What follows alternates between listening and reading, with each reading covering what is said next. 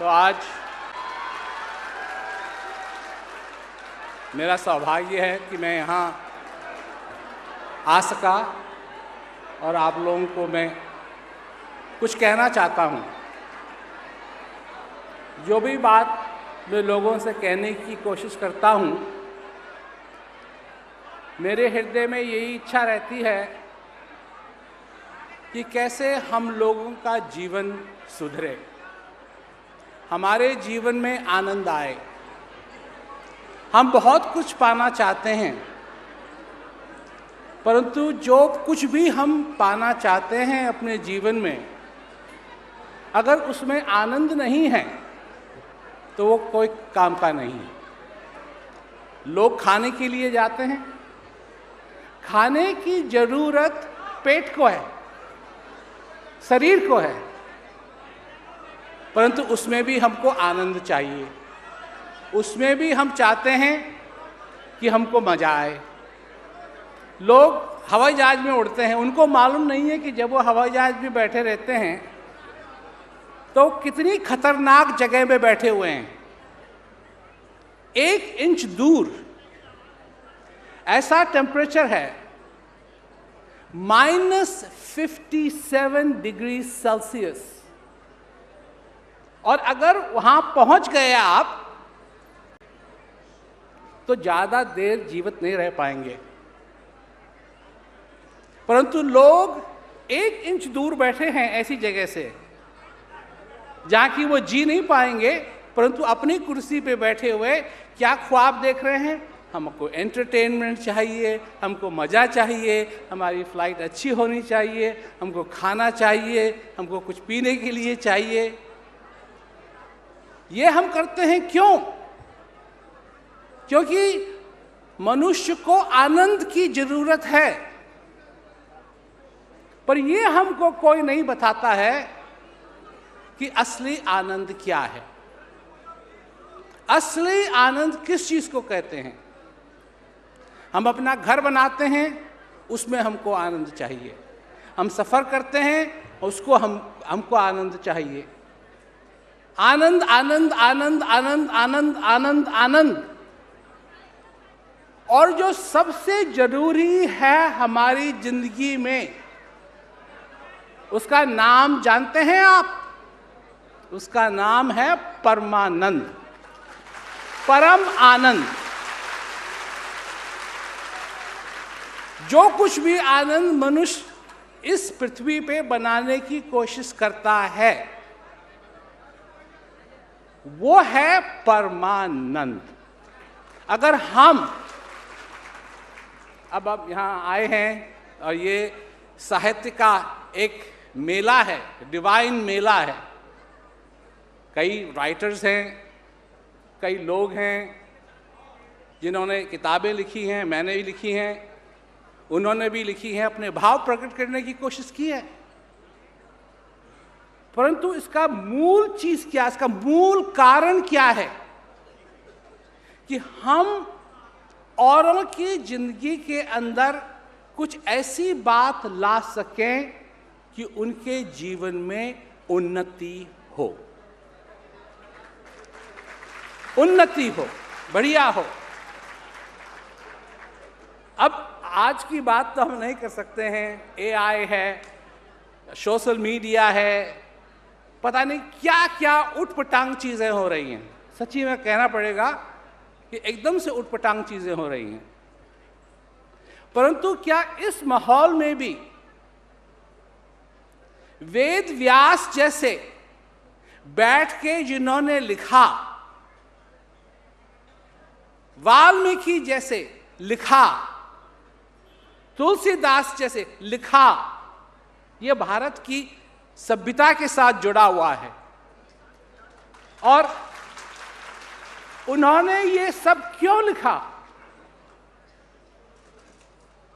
क्योंकि रामायण को अगर आप पढ़िए तो मूल चीज उसमें एक ट्रेजेडी है, अंत तक ट्रेजेडी है, पर उस ट्रेजेडी में भी ज्ञान दिया है, उस ट्रेजेडी में भी ज्ञान दिया है। महाभारत ट्रेजेडी है,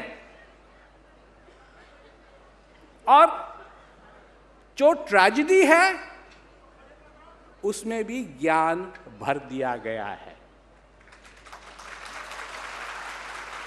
ये साहित्य का एक दान है मनुष्यों के लिए, और वो कभी खत्म नहीं होना चाहिए, चाहे कुछ भी हो। बात सिर्फ ये नहीं है कि हम ऐसी किताबें लिखें जो किताबें हम बेच सकें, नहीं, ऐसी किताबें लिखनी चाहिए जिससे कि मानवता की उन्नति हो।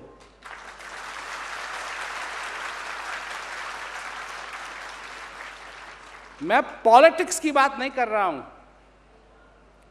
मैं पॉलिटिक्स की बात नहीं कर रहा हूं, मैं किसी एक चीज की बात नहीं कर रहा हूं, मैं मनुष्य की बात कर रहा हूं। वो मनुष्य जो एक दिन पैदा होता है, जिसके अंदर श्वास चलता है, जिसके अंदर भावनाएं उमड़ती हैं, जो सुख और दुख का अनुभव करता है, जो सीखता है, सोचता है, विचार करता है, और फिर एक दिन इस संसार से ऐसा जाता है जैसा उससे संसार से कोई रास्ता ही नहीं था। मतलब मैं एक दिन सोच रहा था कि अगर किसी बाप का ऐसा बेटा हो जो एकदम निकम्मा निकले, बुरा हो, बदमाश हो, तो अगर वो बाप ऊपर जाए तो कम से कम अपने बच्चे को, अपने लड़के को एक चिट्ठी तो लिख दे कि हाँ मुकेश, यहां नरक है और तू ठीक ढंग से रहे, न तो ऐसी जगह आएगा कि बस तेरे को फिर चैन ही नहीं मिलेगा, संभल जा। कोई नहीं लिखता। कोई अपनी पत्नी को परम प्रिय, हां यहां स्वर्ग है और मैं तेरा इंतजार कर रहा हूं, और मैंने छोटी सी नदी के किनारे हम दोनों के लिए एक बहुत सुंदर जगह बना ली है। जब भी तेरे को फुर्सत मिले आ जाना, और हम स्वर्ग में समय बिताएंगे। मनुष्य इस संसार में कितने हजारों साल से रह रहा है। 1 साल की बात नहीं है, 2 साल की बात नहीं है। भगवान राम का अगर सोचें 7000 साल पहले, तब से मनुष्य है। स्वर्ग की चर्चा करता है, नरक की चर्चा करता है, और ये सब साबुत करना कि ये स्वर्ग है, ये नरक है, उसके पास इतना भी एविडेंस नहीं है, इतना भी एविडेंस नहीं है।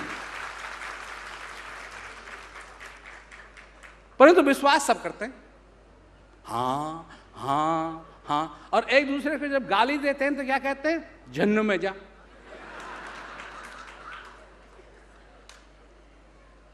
ये कोई आशीर्वाद नहीं देता है तू स्वर्ग में जा, नहीं, जहन्नुम में जा। और कोई एविडेंस नहीं है कि कहां है वो। यहां सब लोग तकरीबन हवाई जहाज से ऊपर जा चुके हैं। कहीं देखा आपने? खिड़की के बाहर देखे कहां है? हमने सारे संसार में जहाज उड़ाया हुआ है, सवाल ही नहीं पैदा होता है। और आज इस संसार की जो हालत है वो क्यों है?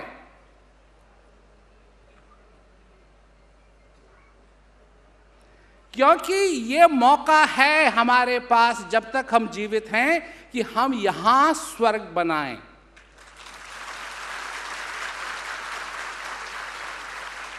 और जब तक हम यहां स्वर्ग बनाने में कामयाब नहीं होंगे, तब अपने आप को इस नरक में पाएंगे जो दुखों से भरा हुआ है।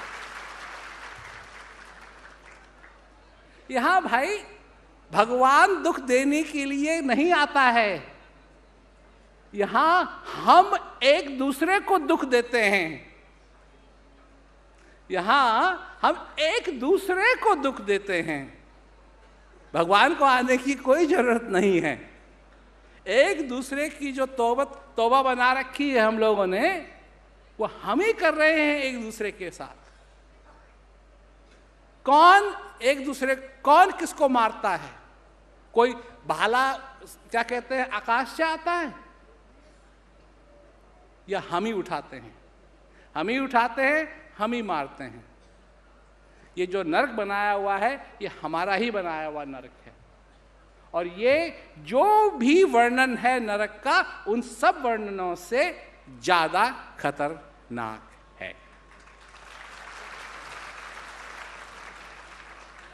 चैलेंज, कोई भी सभ्यता हो, सब सभ्यताओं के पास एक चैलेंज है कि हम जीते जी यहां स्वर्ग बनाएं या नरक बनाएं। किसी ने हमको कहा कि आप कबीरदास जी की बात करते हैं और आप और संतों की बात करते हैं, आप बुद्ध भगवान की बात क्यों नहीं करते हैं? इसलिए नहीं करते हैं कि कबीर कुआं एक है, पानी भरे अनेक, भांडे का ही भेद है, पानी सब में एक। और ये है असली बात। तो एक और भांडा हो, एक और भांडा हो, एक और भांडा हो।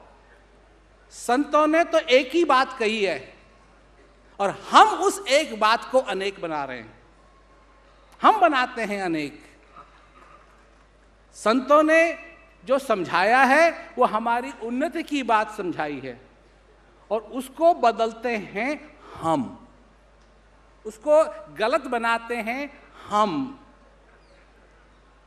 ये तो अकबर की लाइन है। अकबर ने एक बार लाइन खींची और कहा अपने क्या कहते हैं दरबार के लोगों से कि इस लाइन को बिना छुए हुए छोटा कर दो। कोई नहीं कर सका, तो बीरबल आया और बीरबल ने उस लाइन के बगल में एक लंबी लाइन और लंबी लाइन खींच दी।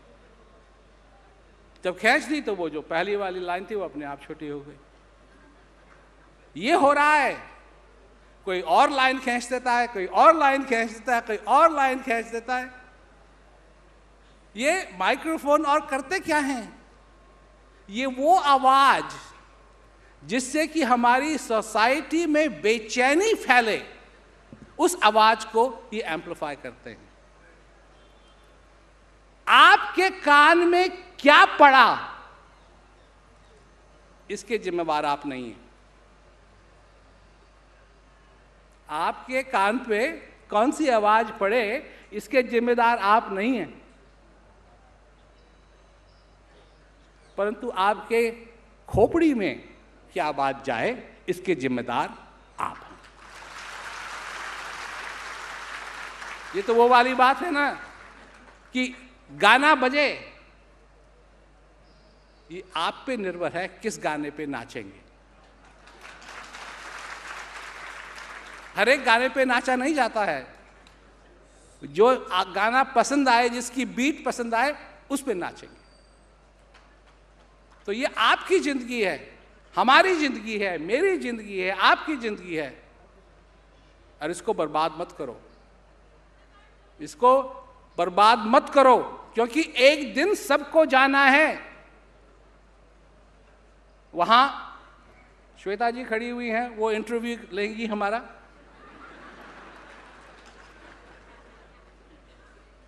वो कहाँ रहती हैं, क्या पहनती हैं, मेरे से बिल्कुल अलग है। परंतु जो उनके साथ होने वाला है वो मेरे साथ भी होगा। आपको पंडित बुलाने की जरूरत नहीं है, आपको पंडित बुलाने की जरूरत नहीं है। जो उनके साथ होगा वो मेरे साथ होगा, जो मेरे साथ होगा वो आपके साथ होगा। जो जीवित है वो इसको एक दिन जाना है, इसका कोई एग्जम्पशन नहीं है। लोग कहते हैं चिरंजीवी हैं जी, वो तो फला फला जगह, वो तो कभी मरेंगे ही नहीं। सामने लाओ, सामने लाओ, हम भी तो देखें। जब भगवान राम नहीं रहे, भगवान कृष्ण नहीं रहे, तो वो किस चीज की मूली हैं?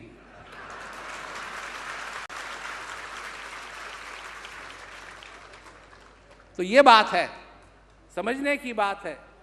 और अगर हम अपने को समझ नहीं पाते हैं तो हम अपनी ही जिंदगी खराब कर रहे हैं। अगर अपने आप को जानने की, स्वयं को जानने की शक्ति आप में है, हाँ ये किताबें हैं किताबें हैं, किताबों को पढ़ना अच्छा भी लगता है, सबको नहीं लगता है पर हमको तो लगता है। परंतु पढ़ने के बाद जो ज्ञान प्राप्त होता है उस पे अमल करना ये हमारी जिम्मेवारी है, किताब की जिम्मेवारी नहीं है, लेखक की जिम्मेवारी नहीं है, लेखक की जिम्मेदारी नहीं है। लोग आज किसका इंतजार कर रहे हैं? ऊपर से आएगा कोई, ऊपर से आएगा कोई। तुम कहां से आए? तुमको मालूम है तुम कहां से आए? नीचे से आए, ऊपर से आए? कहां से आए और कहां जाओगे? मैं पूछता हूं, जब इस पृथ्वी पे एक बच्चा पैदा होता है तो इस बच्चे इस पृथ्वी का बोझ, वजन बढ़ता है, घटता है? और जब कोई मरता है तो पृथ्वी का वजन घटता है? नहीं घटता है। क्यों नहीं घटता है? क्यों? कि आप कहीं से आए नहीं,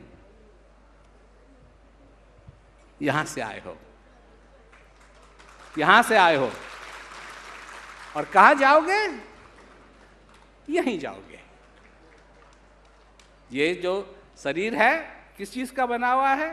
hydrogen, oxygen, nitrogen, phosphorus, carbon and calcium, इन चीजों का बना हुआ है। ये पदार्थ सब जगह हैं। जब आप अपनी कार में धूल साफ करते हैं वो उन्हीं चीजों को साफ कर रहे हो। जब आप जाते हैं घर में कि मैं गंदा हो गया, मेरे को शावर लेना है, मेरे को नहाना है, वो जिस चीज़ को आप निकालना चाहते हैं उसी चीज़ की तो आप बने हुए हैं। कीचड़ आपको अच्छा नहीं लगता है, कीचड़ के ही आप बने हुए हैं।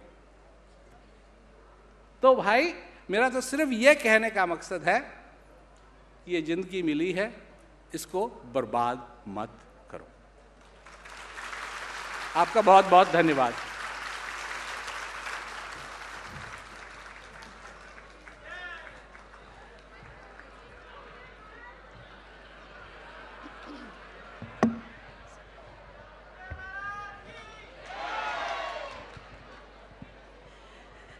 अगर आपकी तरह सोचना सीख लें तो जीवन वैसे ही सरल हो जाएगा, क्योंकि जो सबसे कठिन से कठिन कॉन्सेप्ट्स जीवन में रहते हैं उसको आप इतना सिंप्लीफाई कर देते हैं।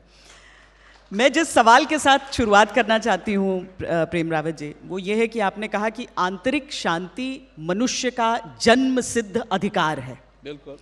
हम बहुत तरह के फंडामेंटल राइट्स की बात करते हैं, आज़ादी की भी, फ्रीडम के राइट की भी बात करते हैं, लेकिन आंतरिक शांति हमारा जन्मसिद्ध अधिकार, क्या कोई तरीका है कि इसको जो शिक्षा व्यवस्था है उसमें बद्ध किया जाए और बच्चे बचपन से ये चीज़ सीख जाएं इस राइट के बारे में?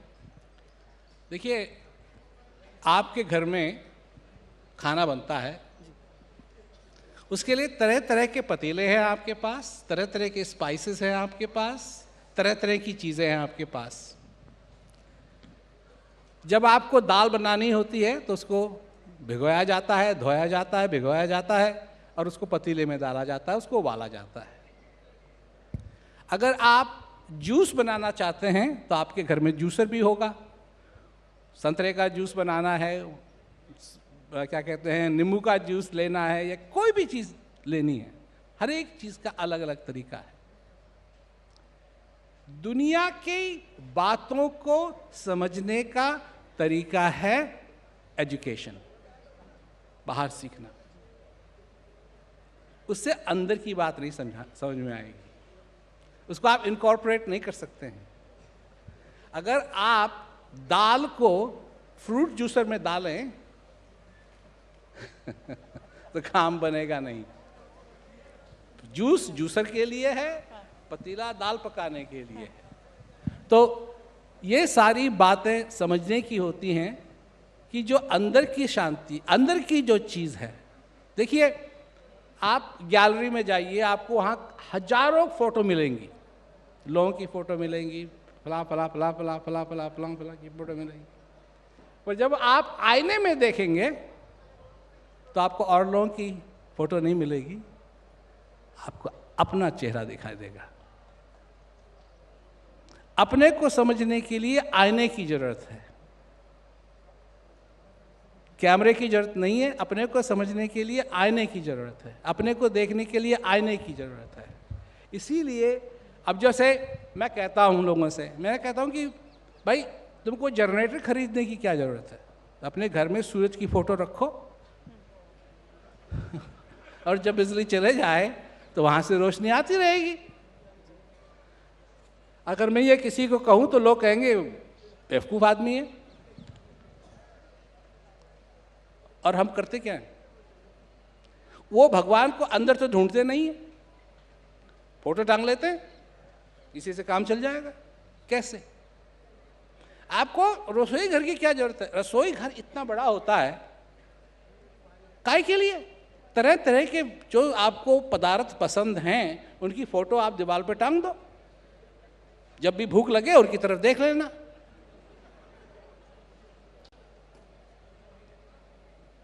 प्रैक्टिकल तो है नहीं है। तो इसलिए जो अंदर की बात है उसको जानने के लिए अंदर की तरफ मुड़ना है, और जो बाहर की बात है उसको बाहर देखना पड़ेगा। लेकिन आपने हियर योरसेल्फ, आपकी जो किताब है उसमें आपने लिखा कि खुद को सुनो। आज की तारीख में जब हम सब के हाथों में एक मोबाइल फ़ोन होता है, बहुत तरह तरह के डिस्ट्रैक्शंस होते हैं, कैसे सुने, कैसे सुने खुद को? देखिए, इस दुनिया में एक जो चीज़ है विश्वास, बिलीव, और एक चीज़ है ट्रस्ट। तो इन दोनों चीज़ों में, बिलीफ और ट्रस्ट में, क्या चीज़ मिस कर रही है और क्या चीज़ सबसे बढ़िया है? तो बिलीव करना बड़ा आसान है। हाँ, वहाँ वो है, वहाँ वो है, वहाँ ऐसा है, वहाँ ऐसा है। ट्रस्ट का मतलब है कि वो कुछ उसमें गारंटी है कि वो काम करेगा। परंतु इसके बारे में मैं सोच रहा था तो मेरे को एक बात समझ में आई कि हम बिलीव भी कर सकते हैं और हम ट्रस्ट भी कर सकते हैं। परंतु अगर बिलीव करेंगे तो एक दिन हो सकता है कि हमारे साथ जिसके ऊपर, जिस चीज़ पे हम बिलीव करते हैं, वो हमको बैकफायर कर दे, और जिसके ऊपर ट्रस्ट कर रहे हैं वो भी हमारा ट्रस्ट तोड़ दे। तो एक चीज बचती है, वेरीफाई। मालूम करो कि ये क्या है। इस जीवन के अंदर भगवान पे सिर्फ बिलीव मत करो, भगवान का अनुभव करो। ये मेरा चैलेंज है, क्योंकि वो तुम्हारे अंदर है, वो तुम्हारे अंदर है, और सिर्फ भगवान भगवान भगवान कह के नहीं होगा, भगवान का अनुभव करना पड़ेगा। पानी पानी पानी करके प्यास नहीं बुझेगी, भोजन भोजन भोजन भोजन करके भूख नहीं मिटेगी, भगवान भगवान भगवान कह के भगवान नहीं मिलेंगे जब तक उनका अपने हृदय से अनुभव नहीं करोगे। मैं अगर आपसे पूछ सकूं कि कैसा होगा ये अनुभव, क्या अनुभव करना, मतलब जो व्यक्ति नहीं जानता है, मान लीजिए मुझे नहीं समझ आ रहा है, क्या अनुभव, क्या वो एक मिरेकल होगा, क्या क्या अनुभव होगा मेरे लिए भगवान का? आपने कभी प्यार किया है? बहुत अलग अलग रूपों में प्रेम रावत जी, बहुत अलग अलग रूपों में। जो एक रूप ले लेते हैं जी, जो सब जवान लोग करते हैं जी, प्यार। तो बेटी बाप से पूछती है, पापा जब मुझे प्यार होगा तो कैसा अनुभव होगा? बिल्कुल, मेरे सवाल का दरअसल बहुत अच्छा उदाहरण आपने दिया जी। तो पापा क्या कहेंगे?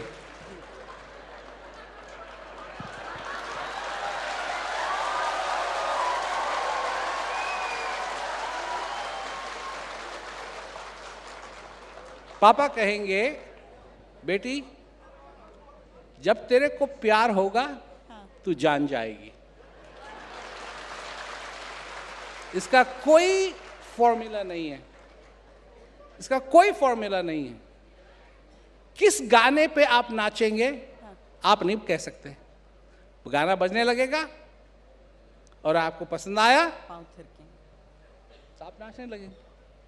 पर क्या पीस का कोई फॉर्मूला है? पीस इज पॉसिबल जब आप ये कहते हैं, तो क्या किसी विषय की तरह, किसी सब्जेक्ट की तरह उस पीस को भी, उस जो पॉसिबल पीस है जो अपने अंदर है, उसको किसी फॉर्मूले के साथ समझा जा सकता है?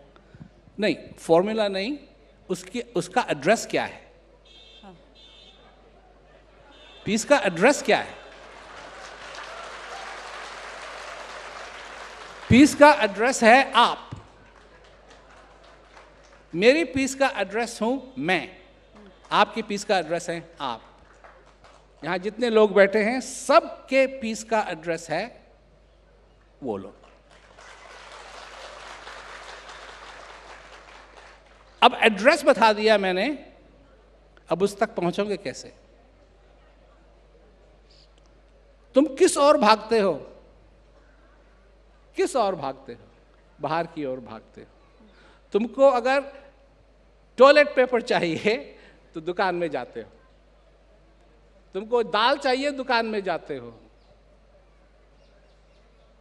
परंतु ये एक ऐसी चीज है जो तुमको दुकान में नहीं मिलेगी, तुम्हारे अंदर मिलेगी। इसके लिए समझ की जरूरत है, पैसे की नहीं। शांति की खोज पैसे से नहीं होती है, शांति की खोज भाव से होती है। जब अंदर खालीपन है तो उसको समझो और शांति से उसको भरो। पैसों का जिक्र चूंकि आपने किया है यहाँ पर, मैं आपके उस कोर्स को याद कर रही हूँ, पीस एजुकेशन एंड नॉलेज, जो कि आप सबको मुफ्त में उपलब्ध कराते हैं। सोशल मीडिया को लेकर आपने कहा, आपने विचार अभी बताए, लेकिन ये डिजिटल तरीका है सबको पढ़ाने का। क्या ये जो मैं कहूँ, ये जो ज्ञान है, जो नॉलेज है, जो कोर्स है, किसी भी रूप में उसे हम देखें, जो जानकारी है, डिजिटल के जरिए ही वो पहुँचेगा घर घर? नहीं, पर्सनल भी है, ये सब जगह पहुँचता है। मतलब जैसे कई प्रिजन्स हैं वहाँ डिजिटल अलाउड ही नहीं है, हाँ। तो वहाँ भी पहुँचता है। और कितने ही लोग हैं जो इनकार्सरेटेड हैं, हाँ। और उनकी ज़िंदगी के अंदर बहुत बड़ी ट्रांसफॉर्मेशन आई है। एक स्टोन कटर, उसमें जो कहानी है दरअसल उससे सब रिलेट कर सकते हैं। दरअसल आपकी बातों को पढ़कर, सुनकर ऐसा लगता है जैसे कि हम सब एक ही चीज़ को अचीव करने के लिए एक ही कहानी के अपने अपने पहलू के खुद के किरदार हैं। बिल्कुल, कोई मूंग की दाल खाता है, हाँ। कोई हरड़ की दाल खाता है, कोई राजमा की दाल खाता है, कोई राजमा क्या कहते हैं और उड़द की दाल खाता है, पर खाते क्यों हैं? इसको भरने के लिए, इसको भरने के लिए। गरीब खाता है, क्यों खाना खाता है गरीब? पेट भरने के लिए। अमीर क्यों खाना खाता है? पेट भरने के लिए। हो सकता है कि अमीर के पास 40 डिफरेंट डिशेस हों आगे और गरीब के पास एक, पर दोनों का मकसद एक ही है।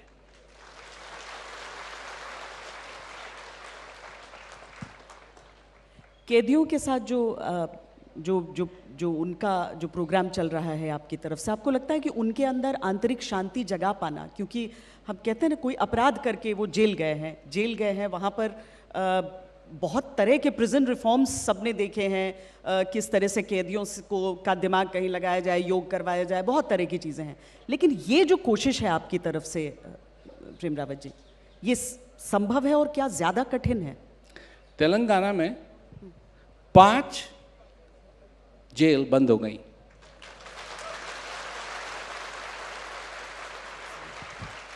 और ये हमारा मकसद नहीं था कि जेल बंद हो जाएं, और हमारा ये भी मकसद नहीं था कि हम जो कैदी हैं वहाँ उनको एंटरटेन करें, ये भी हमारा मकसद नहीं है।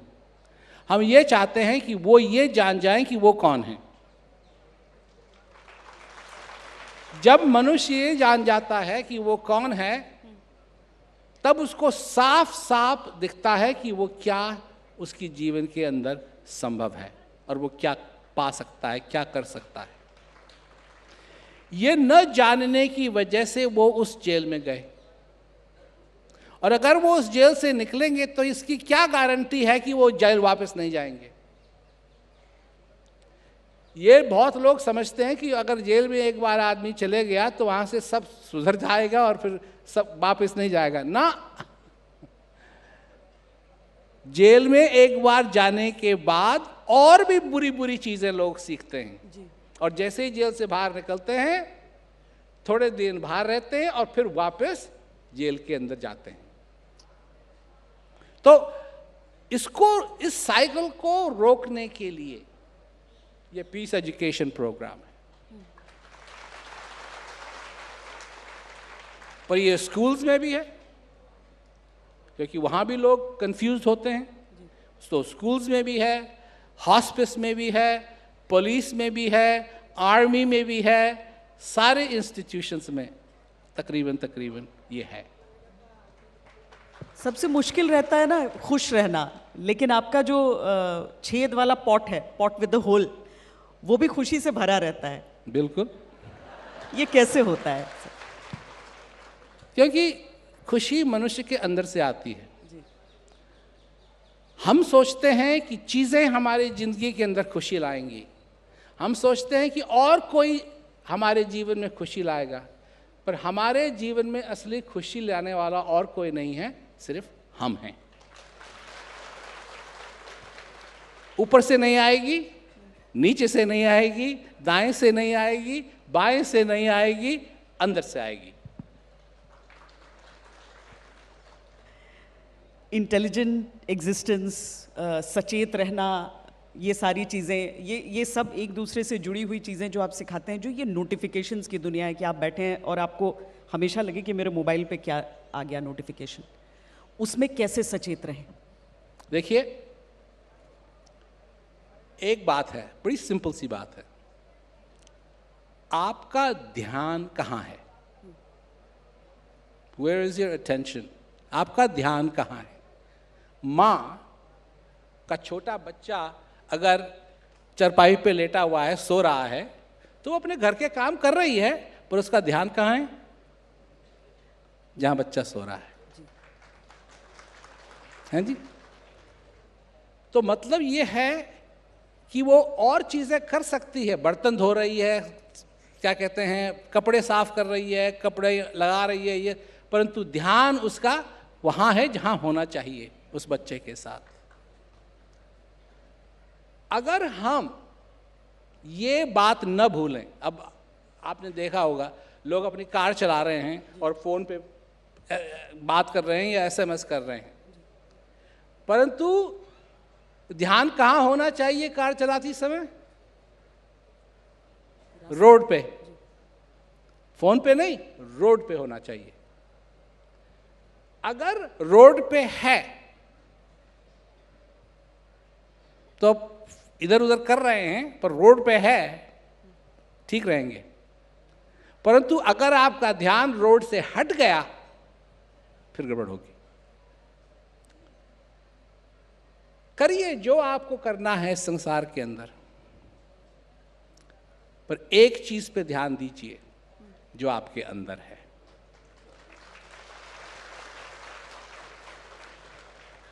सारी चीजें होने के बावजूद भी ध्यान कहाँ होना चाहिए? यहां, क्योंकि ये एक ऐसी चीज है जो दोबारा नहीं मिलेगी। फोन कॉल तो दोबारा आ जाएंगे, परंतु ये दोबारा नहीं आएगा। यहां अटेंशन होना चाहिए। और तो मैं तो कहता हूं कि सिर्फ 10% ही अगर हो, 10% ही हो तो ठीक है, पर यहां ध्यान होना चाहिए। इस श्वास में ध्यान होना चाहिए, इस श्वास में ध्यान होना चाहिए। ये श्वास जा रही है, आपकी शुरुआत हुई कहां से? आपकी शुरुआत हुई इस श्वास से। जब आपका शरीर मां के गर्भ से बाहर निकला तो सबकी आंखें, सबका ध्यान था कि आप श्वास ले रहे हैं या नहीं। अगर आप ले रहे हैं तो अच्छी बात है, नहीं ले रहे हैं तो आप ना घर जाएंगे, ना आपका नामकरण होगा, ना आपका बर्थ सर्टिफिकेट बनेगा, क्योंकि उसको कहा जाएगा स्टिल बर्थ। और अगर श्वास ले रहे हैं तो खुशियां बटेंगी, लड्डू बटेंगे, नामकरण होगा, बर्थ सर्टिफिकेट बनेगा, आपकी जिंदगी बनेगी। और कब तक ये सब कुछ होगा? ये सारा दुनिया का तमाशा तब तक होगा जब तक ये श्वास चल रही है, और जिस दिन ये श्वास बंद होगी उसके बाद कुछ नहीं। कबीरदास जी कहते हैं, हंसा निकल गया पिंजरे से, खाली पड़ी रही तस्वीर। ये तस्वीर अगर भरी हुई है तो इसलिए भरी हुई है कि ये श्वास चल रहा है। मुझे लगता है कि जीवन में ये मुश्किल काम मुझसे होगा या नहीं होगा, और एक चैलेंज की तरह उसे लेकर उसे पूरा करने के साथ अब मुझे लग रहा है कि ये सबसे चैलेंजिंग काम, ये सबसे आसान काम कहकर आप बता रहे हैं। आसान तो बिल्कुल है, क्योंकि ये श्वास अपने आप चल रहा है, इसको चलाने की जरूरत नहीं है, और इसके ऊपर थोड़ा सा ध्यान देने की जरूरत है। बस कुछ भी हो रहा है, एग्जाम हो रहे हैं, ये हो रहा है, वो हो रहा है, बस ध्यान यहां जाए थोड़ा सा। नहीं, मैं इसे अगर दूसरी तरीके से पूछूं कि एक छोटा सा बच्चा आपसे पूछे कि मैं शांति कहाँ से लाऊं, उसको कैसे समझा देंगे आप? उसको मैं यही कहूंगा कि लाने की जरूरत नहीं है। खिलौना लाया जाता है, खिलौना लाया जाता है, शांति पहले से ही तुम्हारे अंदर है। खिलौना तुम्हारे अंदर नहीं है इसलिए खिलौना लाया जाता है, परंतु शांति तुम्हारे अंदर है, इसको लाने की जरूरत नहीं है। प्रेम रावत जी, जब हम सब किसी परेशानी में होते हैं तो हम किसी की तरफ देखते हैं, घर में किसी बड़े की तरफ देखते हैं। आपका जो बचपन बीता है, और जब से बहुत लंबे समय से आपको सब सुन रहे हैं, आप तो दशक बीत गए हैं, दशक पे दशक बीत गए हैं, आप कभी देखते थे किसी की तरफ गाइडेंस के लिए, या आप शुरुआत से जानते थे कि आपके अंदर से आवाज आएगी? वो जहां से मेरे को गाइडेंस मिल जाए मैं वहीं से लेने के लिए तैयार हूं। I am and I always want to be an opportunist. जहां से कोई सीख ले, सिखाने के लिए तैयार हो, मैं सीखने के लिए तैयार हूं। मैंने हवाई जहाज चलाना सीखा, हेलीकॉप्टर चलाना सीखा, मैंने ग्लाइडर चलाना सीखा। पर ऐसा ये चीज क्यों आपने सोचा कि आप उड़ना चाहते हैं? क्योंकि जहां मेरे को जाना है वहां मेरे को हवाई जहाज से जाना पड़ेगा। सब जगह उस समय तो एयरलाइन सब जगह जाती नहीं थी, तो अगर मेरे को चाहिए कि मैं जगह जगह जा सकूं, तो मेरे को सीखना चाहिए और मैं उड़ा के ले जाऊं। तो मैंने सीखा और मैंने एक उसको सीखा सीखा सीखा सीखा, फिर मैंने इंस्ट्रक्टर बना, इंस्ट्रूमेंट इंस्ट्रक्टर बना, CFII, सब कुछ मैंने सीखा, इसलिए कि मैं सीख सकता हूं। मेरे में सीखने की क्षमता है, जो भी मैं चाहूं मैं सीख सकता हूं।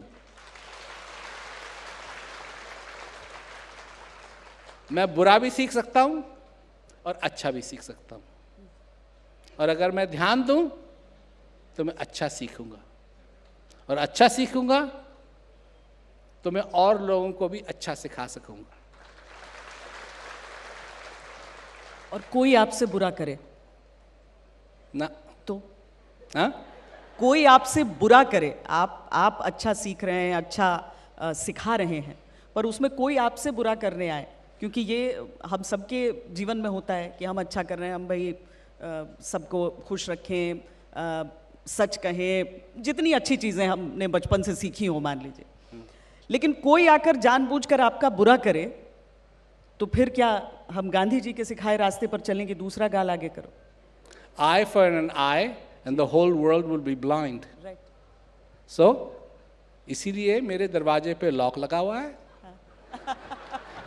मेरे घर में अलार्म है, और मेरे से कोई बुरा करने के लिए आए तो मैं कोशिश करूंगा कि वो कर ना सके। प्रिवेंशन मतलब बचना होगा उससे। बिल्कुल। मैं ये नहीं हूं कि मतलब जो आपने कहा सतर्क रहो, सचेत रहो अपने अंदर, वो ये सारी चीजें जुड़ी हुई हैं। बिल्कुल। प्रेम रावत जी, हम बातचीत अब अपनी अंत करेंगे, लेकिन मैं आपसे आपके जीवन की सबसे बड़ी सीख जो आपने सीखी, आपसे तो बहुत कुछ सीखते हैं हम सब, सबसे बड़ी सीख कि जिस चीज की मुझे तलाश भी नहीं थी, मैंने अपने अंदर उस चीज को पा लिया।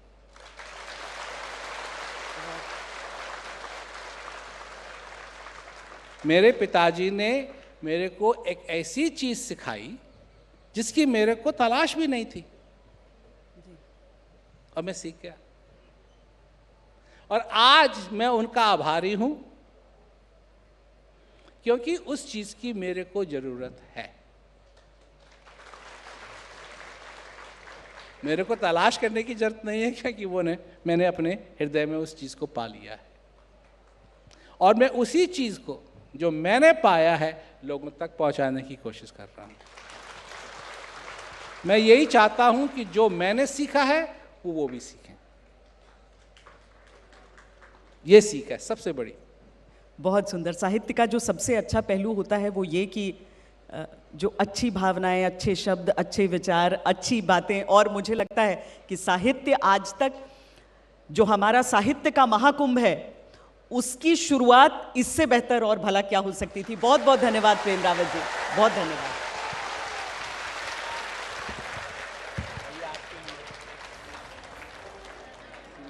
Thank you so much.